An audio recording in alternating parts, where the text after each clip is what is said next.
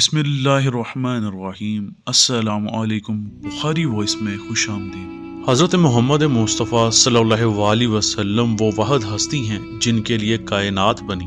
آپ وہ واحد ہستی ہیں جن کے متعلق اللہ پاک قرآن مجید میں ارشاد فرماتے ہیں، اے ایمان والو، اللہ اور اس کے فرشتے آپ پر درود بھیجتے ہیں، اس لیے تم بھی ان پر درود بھیجو۔ آپ حضور صلی اللہ علیہ وسلم کی عظمت کا اندازہ اس بات سے لگا سکتے ہیں کہ جس کو اللہ نے خود خلق کیا ہو اور وہ خود ہی آپ پر درود بھیجے۔ حضور کا فرمانے عالی شان ہے کہ جو مجھ پر درود پڑھنا بھول گیا وہ جنت کا راستہ بھول گیا۔ پھر ارشاد فرمایا، جنت میں میرے ساتھ وہ ہوگا جس نے مجھ پر کثرت سے درود پڑھا۔ پھر ارشاد فرمایا کہ ہلاک ہو وہ شخص جس کے سامنے میرا ذکر ہوا اور اس نے مجھ پر درود نہ بھیجا۔ حضرت جابر بن عبداللہ سے روایت ہے کہ میں نے حضور صلی اللہ علیہ وسلم کے سامنے اس طرح درود پڑھا، صلی اللہ علیہ وسلم۔ حضور نے فرمایا کہ اے جابر، مجھ پر مکمل درود کیوں نہیں بھیجتے؟ میں نے عرض کی، حضور مجھے وہ تلقین فرما دیجئے۔ فرمایا، اس طرح پڑھا کرو، صلی اللہ علیہ وسلم۔ اسی لیے چاہیے کہ درود پڑھنے میں بخیل نہ بنے۔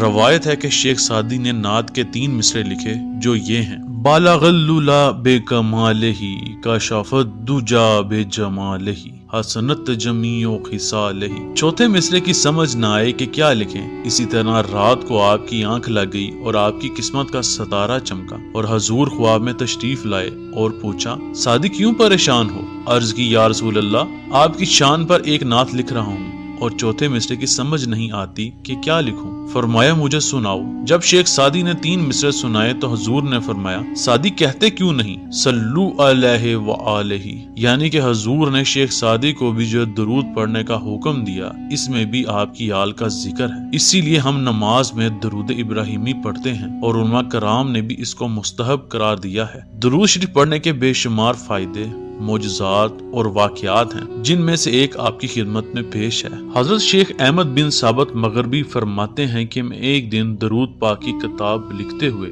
دیوار سے ٹیک لگا کر بیٹھا تھا، قلم میرے ہاتھ میں، تختی میری گود میں تھی۔ مجھے نیند آ گئی۔ میں نے خواب میں دیکھا کہ میں خالی زمین پر بیٹھا ہوں، سامنے جامع مسجد سے کچھ لوگ مسجد کے دروازے پر موجود ہیں، باقی مسجد کے اندر موجود ہیں۔ میں مسجد کے اندر گیا تو دیکھا کہ بیٹھنے کے لیے جگہ نہیں ہے۔ ایک آدمی نے مجھے اشارہ کیا، میں اس کے پاس گیا۔ میں نے اپنے دائیں طرف دیکھا تو ایک حسین و جمیل نوجوان تھا۔ میں نے اس سے نام پوچھا تو اس نے کہا، میں اسرافیل ہوں۔ میں نے کہا کہ مجھے کوئی مفید نصیحت فرمائیں۔ اس نے فرمایا کہ دنیا کو چھوڑ دے، اللہ کی رضا حاصل ہوگی۔ میں نے واسطہ دے کر عرض کیا، میں اسرائیل کی زیارت کرنا چاہتا ہوں۔ فوراً ایک حسین و جمیل صاحب نے فرمایا، میں اللہ کا بندہ اسرائیل ہوں۔ میں نے کہا، جان تو آپ نے ہی نکالی ہے، لہٰذا میں آپ کو اللہ اور اس کے رسول اللہ کا واسطہ دے کر کہتا ہوں، جان نکالتے وقت مجھ پر نرمی کیجیے گا۔ حضرت اسرائیل نے فرمایا، ہاں، شرط یہ ہے کہ نبی کریم صلی اللہ علیہ وسلم پر کثرت کے ساتھ درود شریف پڑھا کرو۔ سبحان اللہ۔